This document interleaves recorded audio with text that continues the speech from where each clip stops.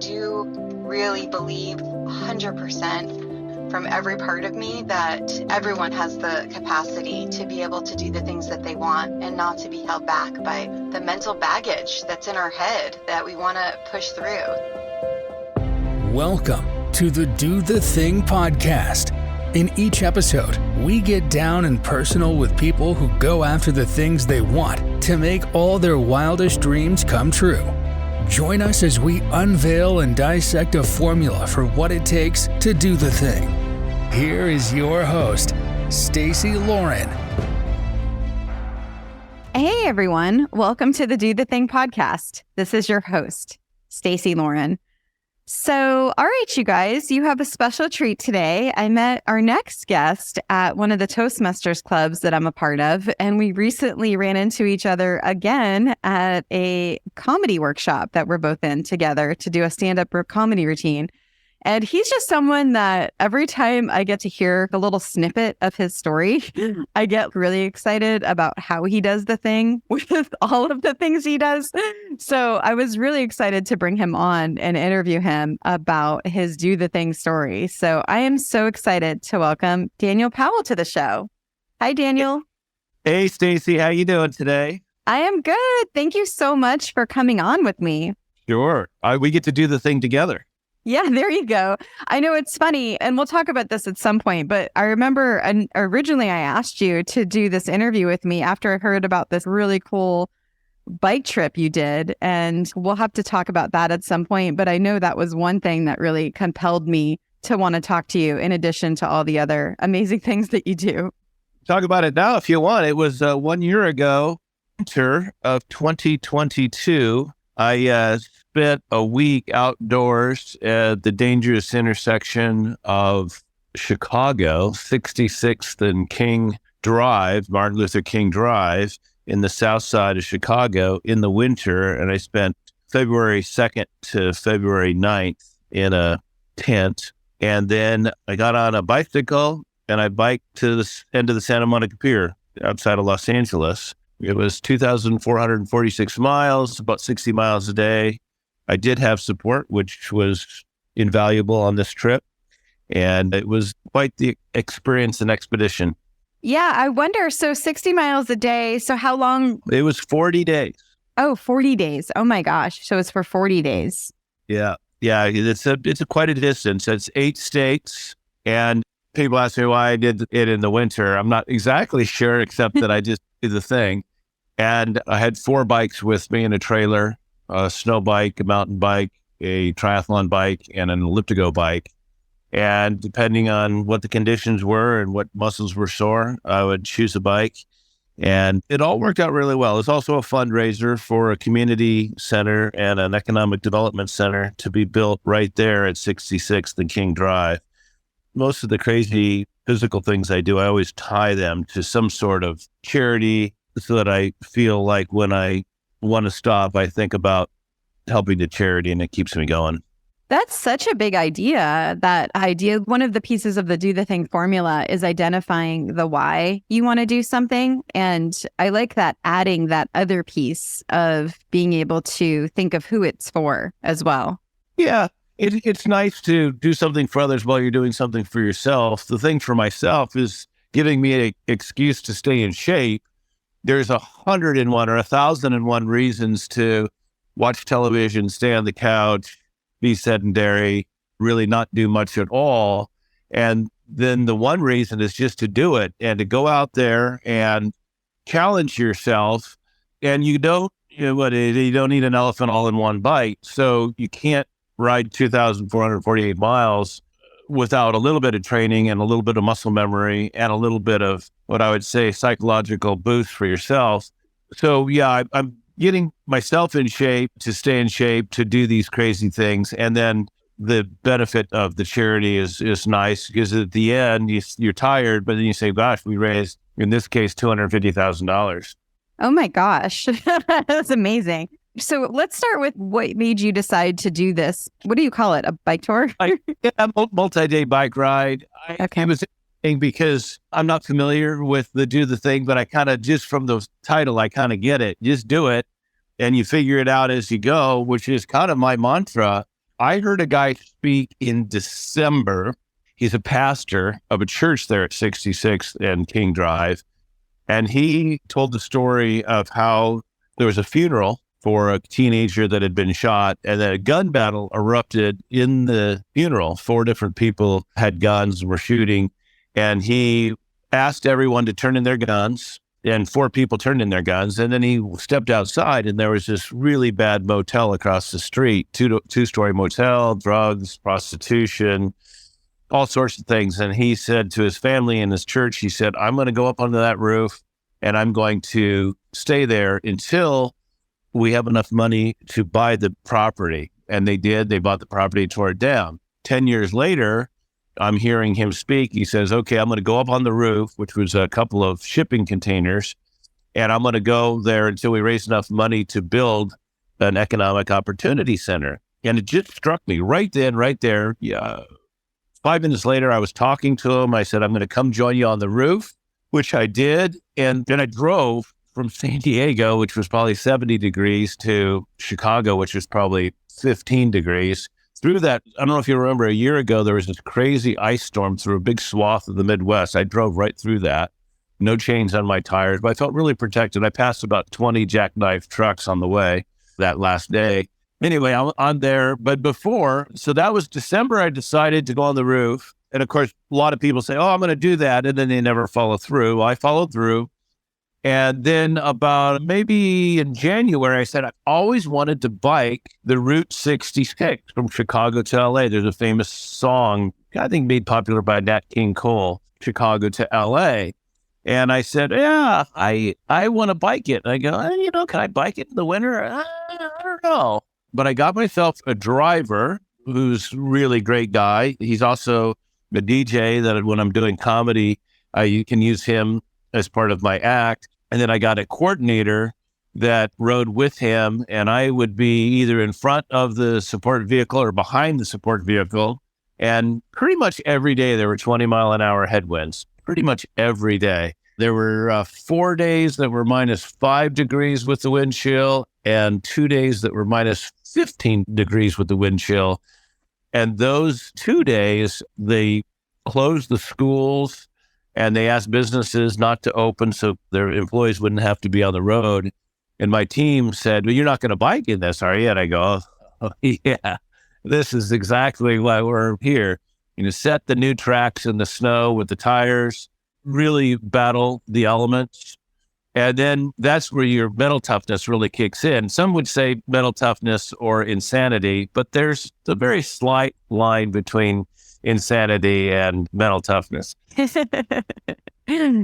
I love that saying, this is exactly why we're here. I feel like that would be really good when things go wrong, because you're able to just constantly reframe it in a way of, okay, this is my time to get tough. It was fun. Well, I'll just give you an idea. I had, again, as you're going, you're figuring out what you need to wear. I had 2 pairs of wool socks. I had 3 pairs of tights, lower body tights. Gosh, I had probably 5 layers up top. I had 2 pairs of latex gloves, plus ski mittens, and the latex gloves to kind of cut the wind chill out. I had a parka on the very top of my up top. I had 2 beanies underneath my helmet. I had what they call a baklava or something like that, or is that a dessert in Greece? The thing that covers your face, sunglasses, helmet. What else? I guess that's it. So I had lots of layers on. And of course, you generate body heat when you're biking, which was helpful. Anyway, I had biked about 25 miles this one day. There was a business that was open. It was a car dealer, car lot. They had a place I needed to go to the bathroom. So I popped in on them and said, hey, can I use your restroom? And they said, yes, in the back. And they saw me take off my helmet and my gloves. And they said, are you bicycling? I go, I am. And they were just going, we don't want to go out and drive in this, and you're out bicycling it. So it was fun. Those are the moments. I'll always remember that particularly, and my team asking if I'm going to bike and me telling them I am, because the toughest times are the times that have the best stories. It's so true. So this is really fascinating. So when I think about this bike story specifically, your why is really this compelling idea of, number one, you're wanting to get mentally tough. You're wanting to tie it to a charity. when I'm thinking of identifying the why of why you decided to do it, and obviously keeping physically. Well, quite frankly, it was kind of a God thing. I mean, it really was very clear. I was 5 minutes in listening to this guy speak, and I said, okay, the worst violence in this country is in Chicago. More murders than LA, more murders than New York.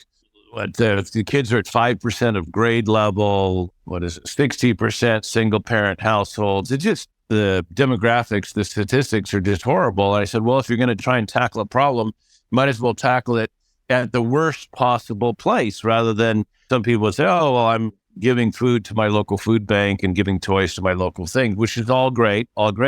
But I like to go into the most desperate situations and see if I can move the needle.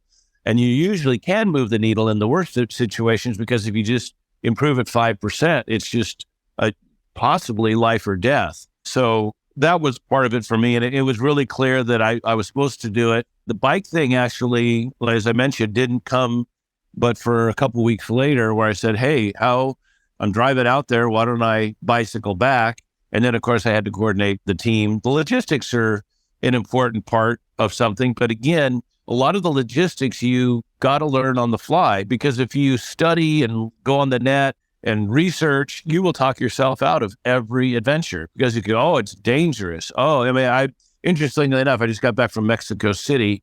I was there for a week and I was super excited about it. But then I talked to a friend who about 2 weeks ago that was in the military. And he says, well, you got to check with this. You got to check with this. Lots of kidnappings, lots of this. And I go, oh, gosh. And I started to get worried.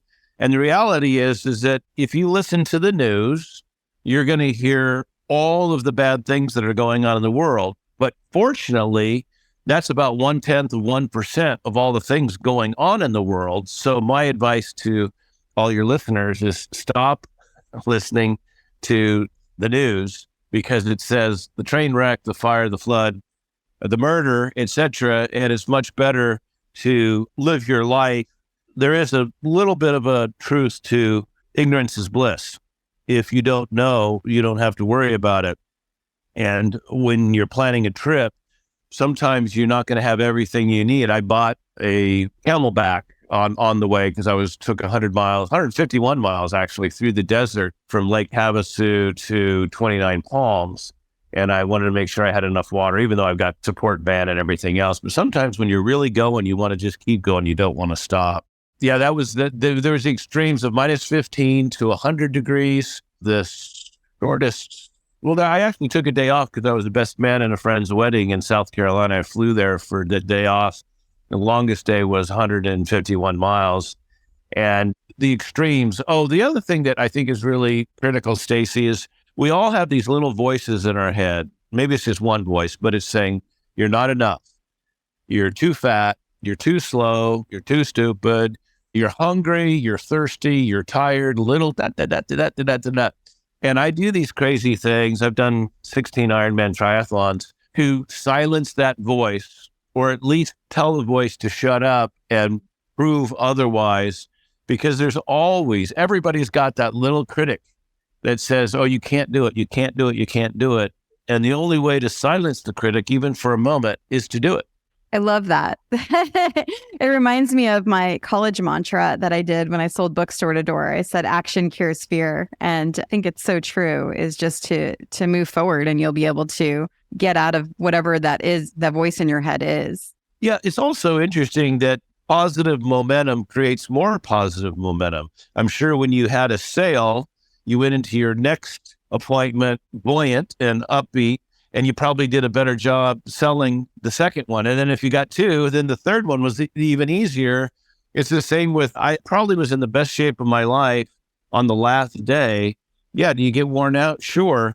But the mental toughness increases mental toughness. The physical fitness increases the physical fitness. The fun increases.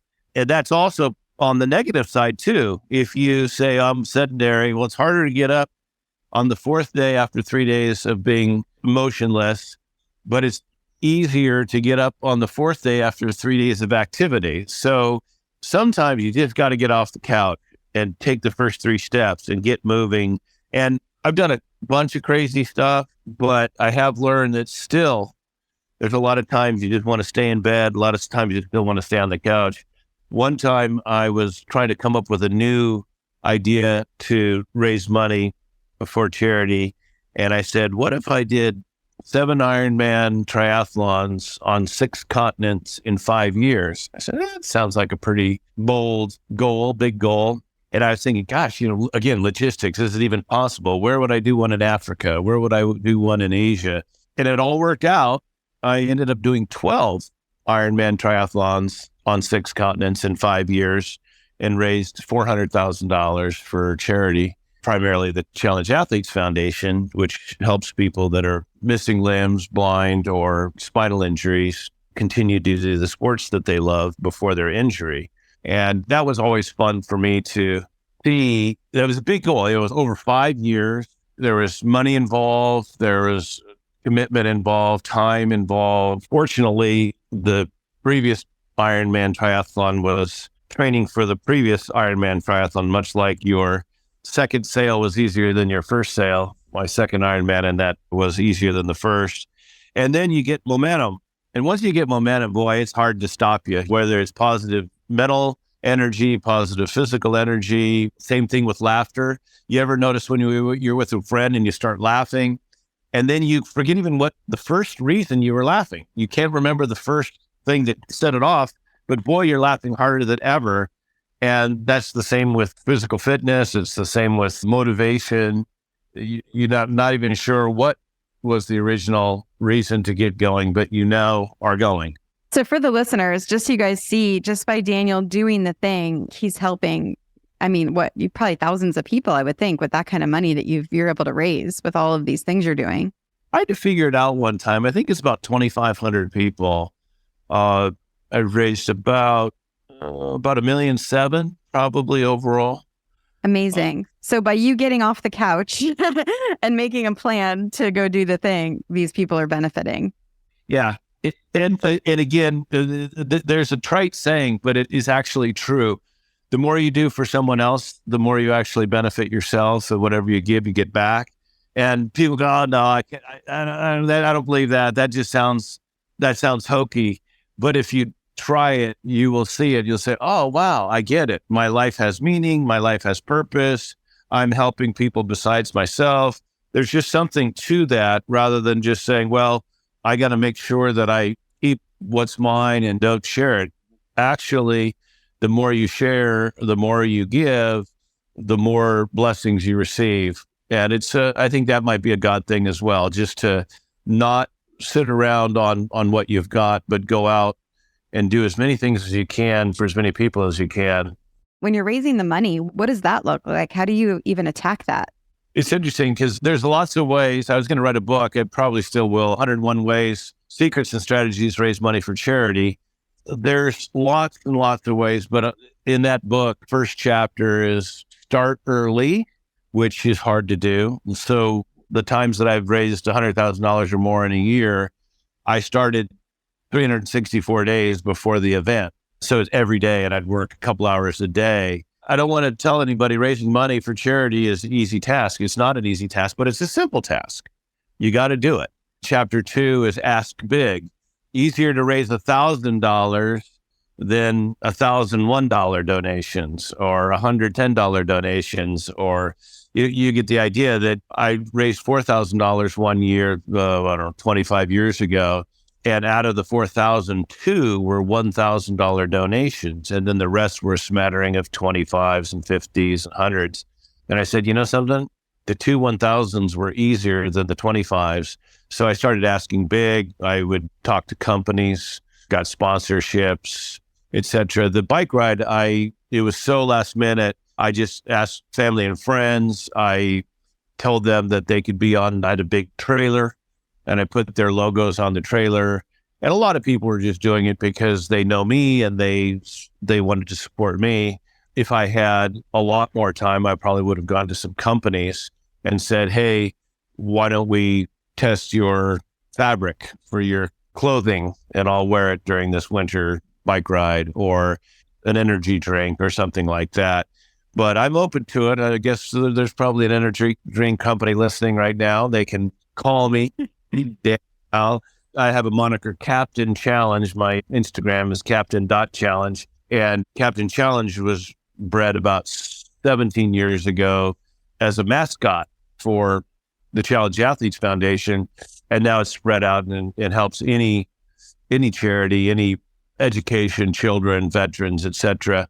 And I've gone to nursing homes. And the idea there is if somebody's going to really go all out, then they get the idea that, okay, I got to give a little. And I'll tell you, a banker friend of mine had never given me any money out of any of my fundraising. And I said what I was going to do. And they said, if you bike 2,448 miles through the winter, I'm going to give you money. And they did. They gave $1,000. And so sometimes you just need to have a story, a compelling story, and money comes. And sometimes money never does come. And then you just got to say, okay, next, just continue on.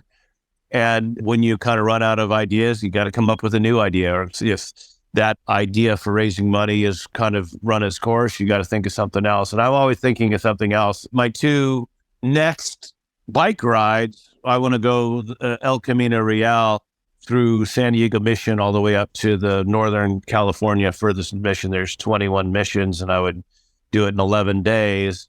And then I want to go from the Pacific Ocean to the Atlantic Ocean, and then back the Atlantic Ocean to the Pacific Ocean. Don't think I'm doing it across the United States. I'm doing it in Panama, which is about 60 miles each way. I want to try and do that one day, and then the following day, the next, and cross from ocean to ocean, ocean to ocean.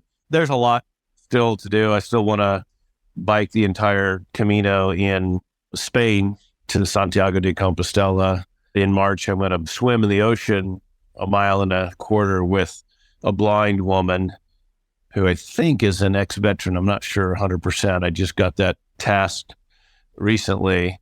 But again, I haven't swam at all. So this is going to force me to get in the water and get in shape, because I'll be responsible for somebody that if I lose sight of them, they might not be on the course. And I've done that with probably 10 different blind athletes, either attached to them or giving them verbal commands or catching up to them or just staying right by them side. Okay, left turn, we're at the buoy, take a left turn during a triathlon.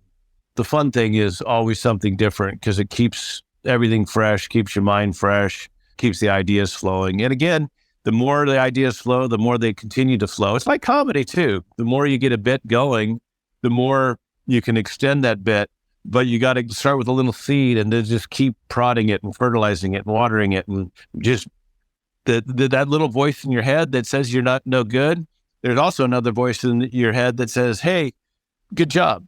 And you want that voice to live. There's a saying, there's two wolves. One's loving and one's angry and horrible. And which one will survive is the one that you feed. So what are you feeding? That little critic in your head that's saying you can't do it, you're tired, you're sore, or the one that says, you got this, keep going, I love you, you're going to make it, good job. I was thinking that thing of the piece with the charity and the things that you've been talking about, and I think they are connected to the why, because that's how you're getting yourself going with the mindset. But I actually think this is the ultimate form of accountability. What a great way to tie it to someone, so then it's holding you accountable to reach these goals that you have for yourself. I love a point to point. I knew I was starting on February 9th in Chicago at the start of the Route 66. And by the way, we didn't even know where the start of the Route 66 was, so we had to find it on that first day. And I dipped the ceremonial rear wheel dip into the Lake Michigan. There was about 6 feet of snow or ice adjacent, so I did the ceremonial dip. And then I knew I was going from there, and I was going to arrive on the first day of spring, March 20th. So I had 40 days, and I knew how many miles I needed to average. And I love that there's a goal. And then I also said, okay, I need to raise, I think my goal was like $100,000. And I said, okay, well, while I'm biking, sometimes I had my earbuds in, and I was actually making calls while I was biking, say, hey, I'm on the bike right now. I'm in Albuquerque or Tulsa or whatever. Would you like to give $1,000? I'll put your name up on my trailer. I'll get it made right now. Send us the artwork. We'll get it at a Office Depot. tape it onto the thing, and away we go.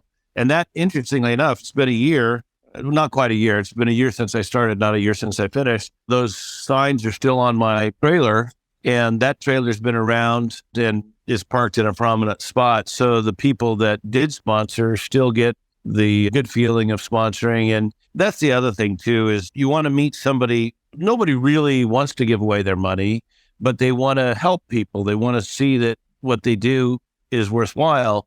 So you got to lead them to what works and lead them to show them how it's going to happen and benefit them.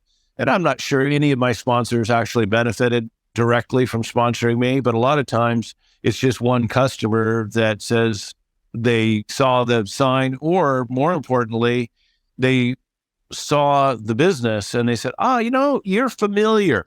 And sometimes people want to do business with people that are familiar. So yeah, that is one of the accountabilities, knowing how far I had to go, how long I was going to take, because I had a party set up on March 20th that was going to happen. So I needed to be there. And I told people to come meet me at the finish line. And I had a couple of people bike with me the last couple of days. And I met people along the way, which was really nice. But yeah, the fundraising component is an extra why. And yeah, I think you probably talked about this, the stronger your why, the easier, not the harder.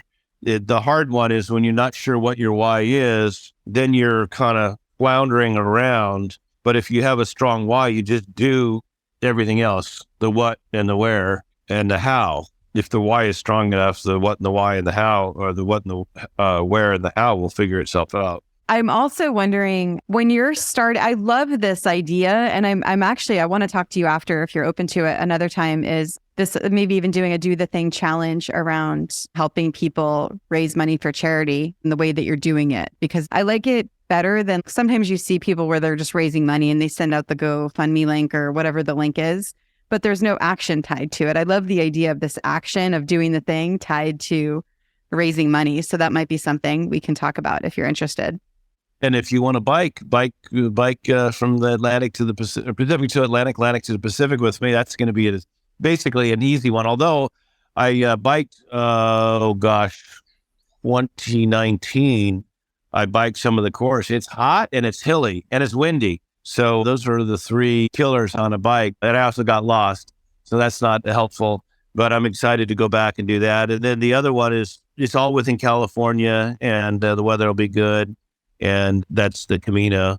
But there's a lot of things we could do. One, it'd be really good to do. It's the Do the Thing challenge, and people could just do 26 miles or 52 miles or 300 miles, whatever it is, and they could raise money and say, look, I'm going to lay myself out. And I've never done the bike ride. My coordinator on the Chicago to LA bike ride had one of the days she rode with me for, I think she rode 50 miles, which is the longest she had ever ridden on a bike. And before that, I think she'd rode 25 or 30, which is the longest up to that point. So it's interesting what you can do. The body can do it. The mind is the thing that is the limiter. But if your mind says, I can do this, your body will do it. Yeah, and I'd love to talk about that idea of the raising money. So you decide, in your order of things. So you decide you want to, let's say we're doing this bike ride. So you're doing the bike ride and now you're ready to raise money. What's your plan? How do you set your goals, your actions? What does that look like for you? How are you knowing who to call, when to call them? How do you structure all of that? All of the above. So I'd take a notebook, a journal, probably empty. No, nothing else in it, and say, okay, fundraising for Route 66 bike ride. And ideally, you'd have maybe 5 team members that are also going to branch out with their friends, and they believe in you. That helps to have a small team of 5 or so. And then pretty much tell people what you're doing. Hey, I'm doing this. It's a fundraiser for a community center, and I'm raising $100,000. Can I count on you? And then there's also follow-up. And there's also, if I, again, with the other one was sometimes I've had a year to know what I'm doing. And I've gotten Sempra Energy, one of the biggest companies in the country, to give money to sponsor an event. But that's kind of a longer term, which you need a year or 6 months at least, because bigger companies budget way ahead of time, a year ahead of time, to know what they're going to give money for marketing, promotion, charity, diversity, etc. But the other thing too is find out what's really going on with the companies that you might have an in with. And right now, diversity and inclusion is big. So you say, hey, we're going to have blind people, people missing limbs, people of all ethnic backgrounds, religious backgrounds. We're all going to go together to show that everybody in the human race can cooperate with each other to achieve a goal. And that might appeal to somebody. And the reality is figure out what appeals to somebody, but don't stop what your idea is. You ask them, hey, how can I help you? I did it with small restaurants. Oh, you know what? Monday and Tuesday, we're thinking about closing because not enough people come in for dinner because after the weekend, people are tired. I go, why don't you give me $25 gift certificates, good only on Monday and Tuesday. So everybody wins. They get a customer that they wouldn't have got. They're going to spend more than $25. Somebody is prodded to go into a restaurant that they've never tried before. I actually one time told people, I go, you're going to give me $500, but it's only going to cost you $50. I go, really? How's that work? Well, first of all, you're in a tax bracket that 40% is deductible. Okay. And then I'm going to I gave them a sample purse to give to their wife of a friend of mine worked for a company and they had the samples left over, 20 samples. And then I say, and I'm going to give you a $25 gift certificate. Can't remember what else there was or something else. And so you package it depending on who your audience is. And again, I'm going to write the book someday, finish it. But the other thing, the chapter 3 is believe in the cause. It's a lot easier if you say, hey, literacy is down. I really want to work on literacy. Or I don't want people to drown in the ocean and the lakes. I want everybody to be able to swim. So I'm going to teach swimming. I'm going to fund swimming lessons. What is it that's crazy for you? You're going to lessen drunk driving. There's always the diseases, whether it's cancer or heart disease or cystic fibrosis or something like that. But what are you passionate about? What lights you up? What do you want to get up for? Because if you have a weak why on fundraising, it's going to be really hard. Going to be really hard. And then when I said ask big, who's got a ton of money? Well, family foundations, corporations, really wealthy individuals. A wealthy individual can give you $1,000 100 times easier than a poor person can give you $20. So in this book, I'll make a list of all the people that I think I can help. And again, I'm not just asking for money, because if you're just asking for money, that's a tough sell. If you say, hey, I think I can help this person, this company, and quite frankly, some of these family foundations, they must give away the money. So they've got to give away the money. So you just got to talk to them about why your issue, your cause, your event is worthy for them. And then it's all laid out too. They'll say they're all into the arts or medical research or education or helping. They'll actually call out what they want to give their money to, and it's in their charter. So that's all a lot of work. Yeah, it's so good though, because you're getting to know, and you said it, I use this term a lot. I love it. It's like you're getting to know what lights you up and what feels alive for you. And so with that, then you're going to be able to do the thing and then connect it to a cause that you're passionate about and you're excited about, which then gets you powered to do the thing even more. Yep. And face it, getting out of bed when we're fortunate here in Southern California when it maybe dips down to 40 degrees, but it's hard to get out of bed and get on your bike or get in the ocean or get in a pool when it's 40 degrees out and you'd rather be in a nice warm bed. But you want to have every possible every possible motivation. Well, in 2 weeks or in 2 months or in a year, I've got a goal for January 2025. I don't know if I'll mention it to you. I can if you want. It's big, but you got to do the small so that you can do the large. And the small is every single day taking a step forward. And when I would have a year to raise $100,000, every day I'd spend some time, say, okay, I got to make a call. Okay, I'm going to talk to one of my friends, see if they'll do a fundraiser for me. I had a friend have a fundraiser at her haircutting salon.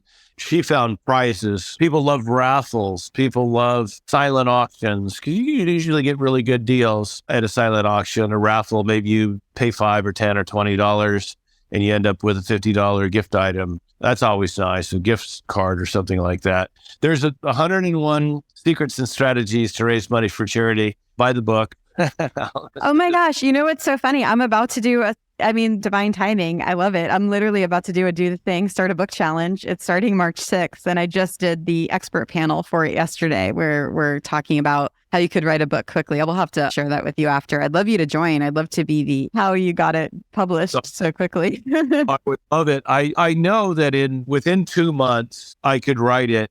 It's just doing it. And there's, there's always 101 reasons not to do something, because you got to put out a fire, you got a family member, you got to this, you got to that. So you got to kind of barricade yourself for 2 months and just do it. I've written the chapter headings. I've written portions of it. I think when I first started it was probably almost 20 years ago, probably 15 years ago. I don't want to die with the book inside me. And same with the song. If you got a song or a poem or a book, you got to get it out, because you don't want to be on your deathbed. And that's the thing with me on my deathbed. I'm going to say, yeah, that was a pretty good run. I don't want to go back and say, I never got out of the house. I never just stopped watching reruns on television. It's always been some adventure, travel, adventure, live music, live comedy. Those are the things that light me up.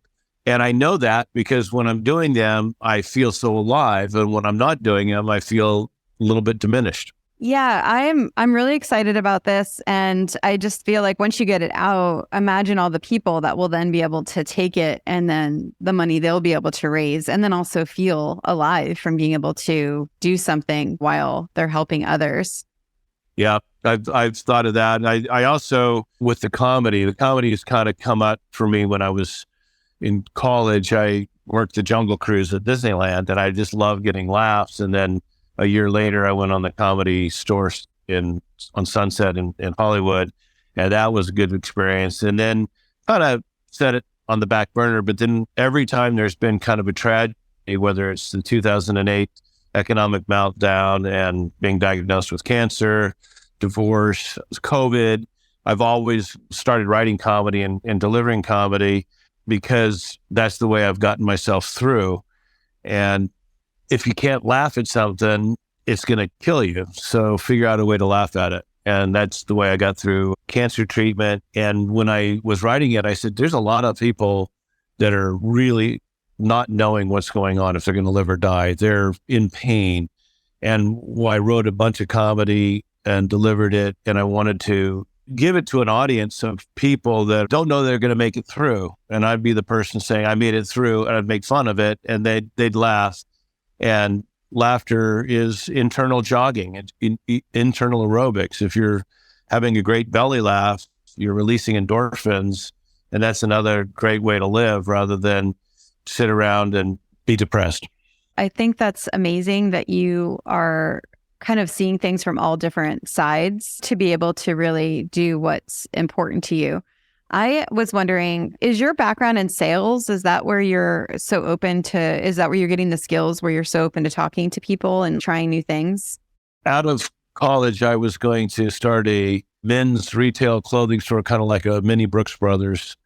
And I came out of college for a couple of years, and I always thought I was good in sales. Yes, I feel like I'm good in sales. I can talk to people, don't mind asking for the order, don't mind talking to strangers. But then I started 2 months after in real estate, commercial real estate, industrial warehouses and factories. And I just figured, if I'm going to sell something, instead of sell a tie or a belt or an umbrella, which is a small ticket item, sell the biggest ticket item I could, which would be an industrial warehouse or office building or something like that. And I had a career in that, still dabble in it a little bit, but I bought some properties along the way, which support me, which is good. But yeah, the real estate, there's cold calling or warm calling, where you might know somebody, but you say, hey, what are you guys doing with your office space? Are you going to be moving anytime soon? Or can I help you expand? Can I help you relocate? And so those are some of the skills. And quite frankly, sales skills, like every skill, you got to practice them to be good. And the charity over the last 20 years has enabled me to kind of keep sharp on asking for the order. It's amazing. People will say, I asked them for money. I go, you didn't. You did not ask them. You did not say, I would like you to make $1,000 donation or $100 donation. Would you like to do it with Venmo or would you like to do it with PayPal? And wait for an answer. But people say, yeah, I told them what I was doing. I go, yeah, you told them what you were doing, but you didn't ask for any money. Oh, yeah, I did. I said, I'm raising money for charity. I said, yeah, you said you're raising money for charity, but you didn't ask them. You got to ask them. And you got to tell them why it's important, what it's going to mean to you, what it's going to mean to the charity, how it's going to benefit everybody. You need a story to tell. And that's probably one of the things when people get their journal is say, what's the story? Why do I believe in this cause? Captain Challenge was basically going to do 3 things and has done 3 things, which is do something you've never done before is number 1. Do something that no one's ever done before, number 2, which I don't think anyone's ever done Route 66 in the literal middle of winter before.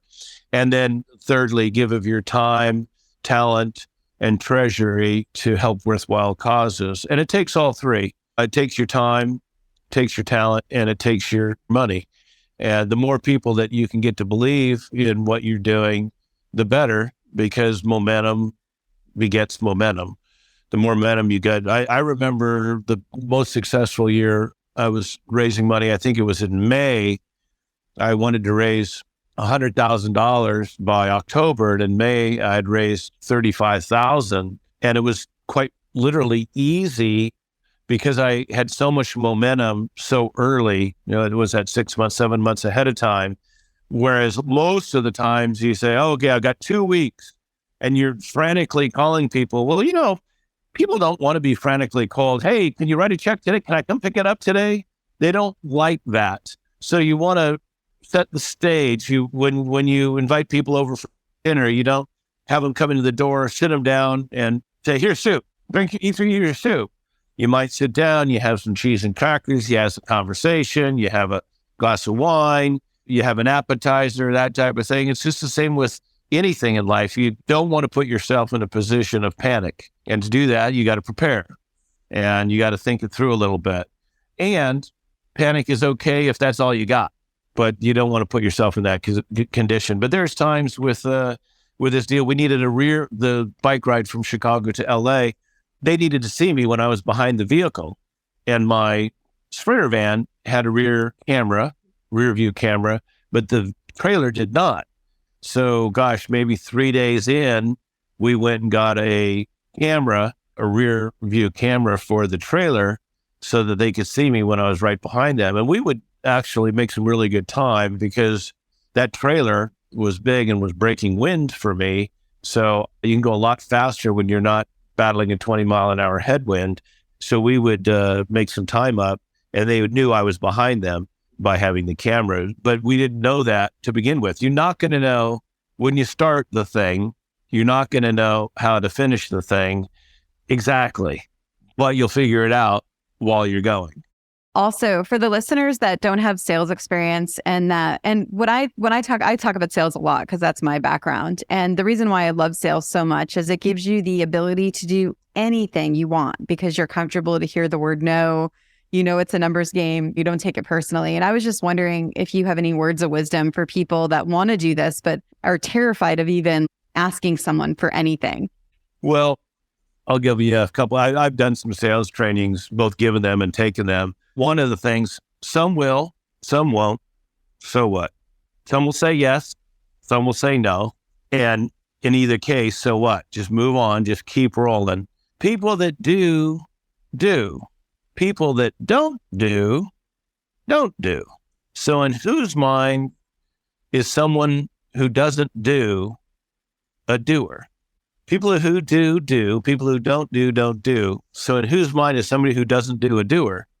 That's in your own mind. So you just the people that are going to do are going to do. You'll find that the people that say yes usually will say yes if you craft it in such a way, they get it. The people that say, I'll think about it. Maybe there's a reason. It's in next year's budget. Next month I get a windfall cash payment or something. I can do it more easily. some of those are legitimate, but a lot of delay tactics are basically no. And what is hope is delayed disappointment. I hope he comes through. That's just delayed disappointment. You're delaying your disappointment that he's going to say no. So some will, some won't. So what? And people that do, people that don't do. So somebody that's not doing, you think is a doer, that's just your own thought that they're going to turn into it. But the key thing is no. Most people don't ask, and they think they ask. So that's really key. That's. And then my dad told me this. I was delivering papers as a kid. I said, "Gosh, I'd do much better if I had more subscribers." And he says, "Why don't you go to people and said, would you prefer your paper on the porch, or is there a place you'd rather have your paper delivered?" And of course, they might say the porch or put it on the sidewalk or something like that. And then you deliver the paper for a month. And then you go at the end of the month, you collect for the paper you delivered for the month. So your assumption is they're going to want the paper. And you say, where would you like the paper delivered? Now, they can always say, hey, I don't want the paper delivered at all. But the key is kind of a presumptive close. Why people don't like presumptive close is they haven't thought it through. If I'm kind of ragtag and I say, hey, would you give me money? People are going to say no. Why? But if you say, hey, I am super excited about this event that I'm doing for this cause, and I'm going to do this crazy thing because there needs to be a huge shift of thinking, huge dollar infusion, and I'm going to be part of this solution. That's the other thing too. All your listeners should say, hey, am I part of the solution? If you're going to happy hour at the local bar every single day, chances are, and that's not to say it's not a way to spend your time, but chances are if 7 days a week you're spending a couple hours knocking back a couple of beers, you're probably not part of the solution. And figuring out what the solution is, people always complain. They say, oh, this is bad or that is bad. And I say, okay, let's figure out together how we can make this work. Now, right after my bike ride from Chicago to LA is a fundraiser for the Project Hood, HOOD, helping others obtain destiny. The war in Ukraine broke out, and a friend of mine is Ukrainian, and he was down. I saw him just maybe a week after the war broke out, and he was really down. I said, hey, let's do this. Let's bike from San Diego to Ocean Beach, Pacific Ocean, to the Colorado River, and we'll do a fundraiser for refugee resettlement outside of Ukraine. And we did that. And that was last minute. We didn't raise a tremendous amount of money, but we were able to raise awareness. And I thought we were going to do it in 2 days. We ended up doing it in 3 days. It's 180 miles. And we'll always have that story to tell. It was hot. It was windy. It was hilly. We went over the Laguna Mountains. We went through the desert by Ocotillo. We splashed in the Colorado River. And I think probably the people that gave the most money were people that had a connection to Ukraine. So that's the other thing. If somebody has zero interest in Ukraine and you're saying, hey, help me raise money for Ukraine, it's a harder sell. If you're going to people that have family in Ukraine and you're helping them resettle in Poland, well, it's a lot easier. So you got to think it through a little bit and be part of the solution. My overriding thought is it's easy to complain. So easy to complain. So many things to complain about. This is wrong and that should be better and this should be that. Okay. Can you change anything about it? Can you make one small step, a big step? Can you move the needle? Can you be part of the solution? If so, go be part of the solution. If not, stop complaining, because it's not fun to hear complaining if you're not going to do something about it. And you can complain about politicians. You can complain about the weather. You know something? The weather's going to be the weather. Traffic's going to be traffic. Complaining about it really doesn't do a whole lot of good. I'd love to hear, what is your number one piece of advice for the listeners on doing the thing? I would say start. Starting is the hardest part. And it might not be, if you're going to run a marathon, starting isn't starting the marathon. It's starting the 1 mile run with the 1 mile walk, and then increasing it the next week to 2 mile run and a 2 mile walk. And eventually you're running 26 miles. So, but the start, I'm reading a book on Isaac Newton, Newtonian physics, items at rest tend to stay at rest.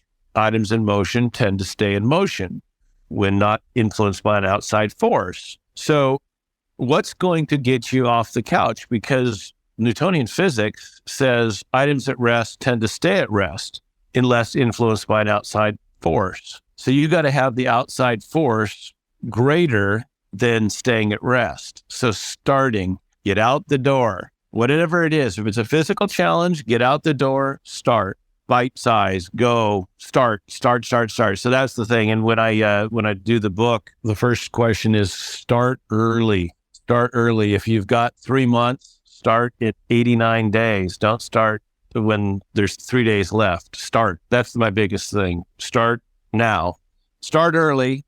And what is the earliest you can start? Right now. So the people that are listening right now, when you go, oh gosh, this is a problem that I've wrestled with for a long time. Okay, start now.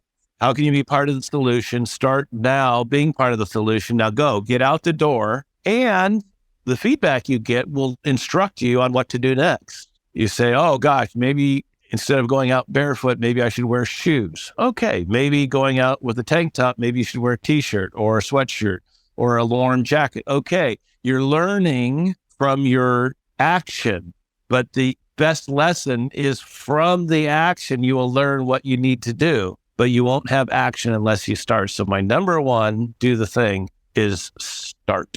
Yeah, so this is interesting because I recently have realized a lot of my challenges. So I run challenges through the Do the Thing community, and there's a Start a Podcast challenge I'm starting soon.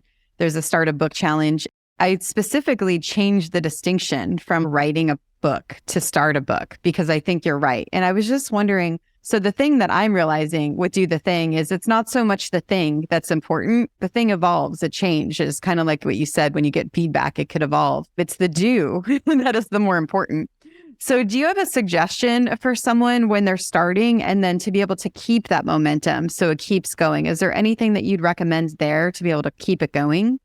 Well, if it's related to a charity, if you have a strong why, a lot of times people will raise money for cancer because a family member passed on from cancer or something like that. That's kind of just an example. A lot of people say, I really want to run a marathon. So to keep going, usually I always have goals. And the big goal on a marathon is the date of the marathon. And you got to break it back and you say, okay, the marathon's in 6 months. How far do I need to be running 3 months out, 4 months out, 2 months out, 3 weeks out, that type of thing to get your goal?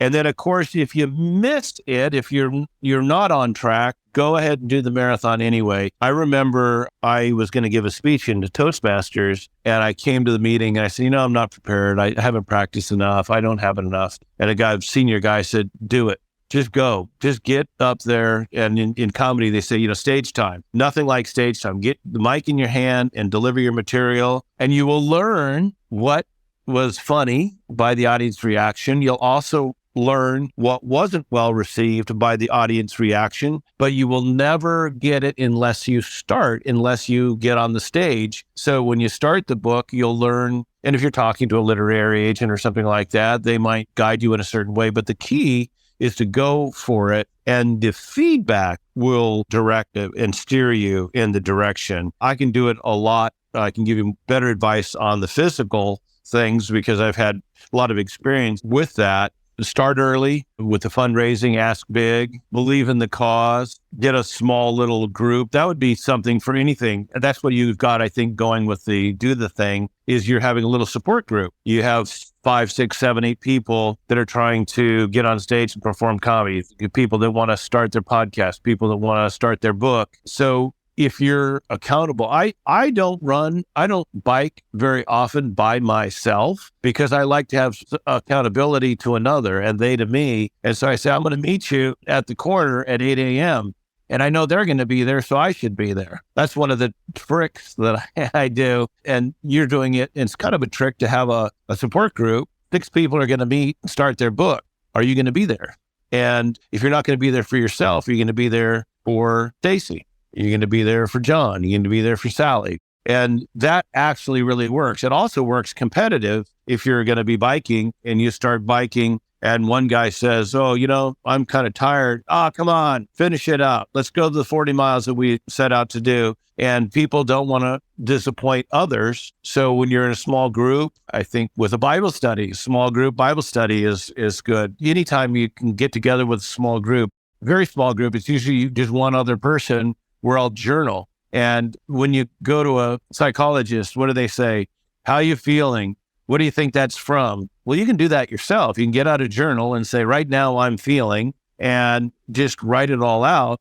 And it's introspective, but having another person that's going to write with you, it holds you accountable. So yeah, I think a small group is a good way to go for starting a book, starting a podcast, getting on stage to sing. There's a couple of groups that will get you on stage to sing because people say, I wonder what it's really like to get up on stage. I want to do that. We'll do it. Easy.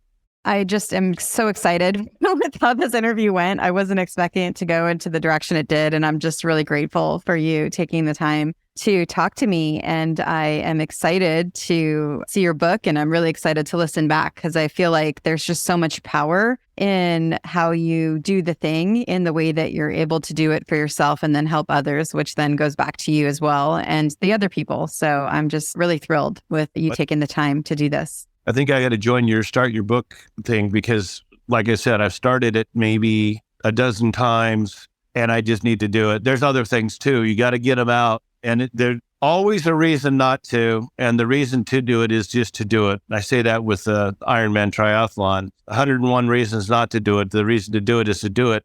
And nobody can take that away. There's a joke. You leave on your medal when you go through airport security.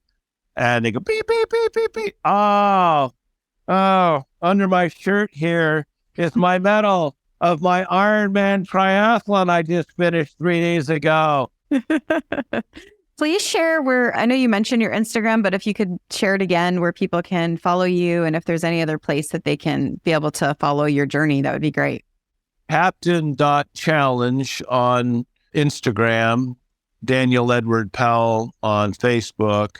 But Captain.challenge on Instagram. And yeah, let's stay in touch. It'd be great to start the books together, finish the books together. Yeah, I want to encourage people to not die with it inside of you because the world needs your contribution. The world needs you being part of the solution. And I'm going to say that big press and big government wants you to feel hopeless and needy. And that's a sucker's bet. Go out and do something, be part of the solution, not listening to the naysayers. The people that did stuff were told 100 times by 100 different people they couldn't do it. And they just persisted and they did it. Thank you so much. All right, everyone, do the thing. Thanks for listening to the Do the Thing podcast. We hope you enjoyed the show, but even more, we hope you'll be inspired to do the thing. Do you have a burning question on doing the thing that you'd like answered? How about an inspiring do the thing story of your own that you'd like to share? We'd love to hear all about it. Just leave us a voice message at dothething.callcast.co or email us at hello@dothethingpodcast.com.